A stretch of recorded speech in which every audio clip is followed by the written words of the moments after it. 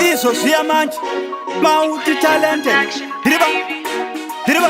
inomasi multi talented Dinoparira kutamba semana mudiki ukanditi hande out ndofara zvekuti usiku handiuone unoita ukuti ndinomhanyira kureja sendabatirwa futi panga tikaona pati yatanga zvose tine mabhebhi akawanda tichifara kunge mombe mashanga apa tichibvirisa zvimatanda pandasvikaona pati yatanga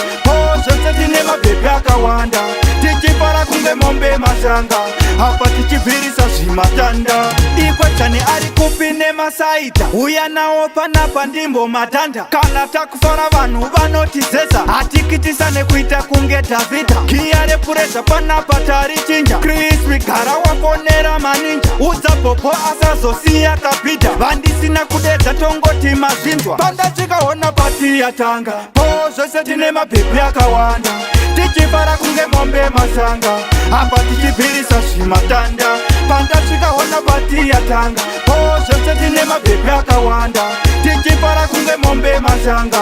apa tichibvirisa zvimatanda tafunga kufara haleluya hatisarudze vakadzi kana zvimambuya usandikangane ndamze bhiya totandara kusvika kwachenda mbuya tinoti ka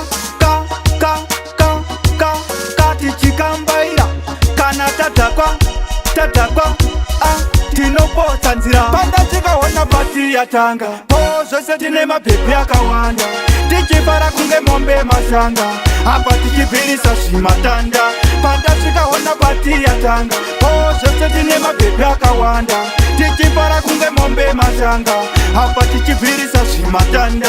ikwechani ari kupi nemasaita uya nawo panapa ndimbo matanda kana takufara vanhu vanotizeza hatikitisa nekuita kunge Dhavhidha giya repureza panapa tarichinja Krispi gara waponera maninja udza bhobho asazosiya kabhidha vandisina kudedza tongoti mazvinzwa pandasvikaona pati yatanga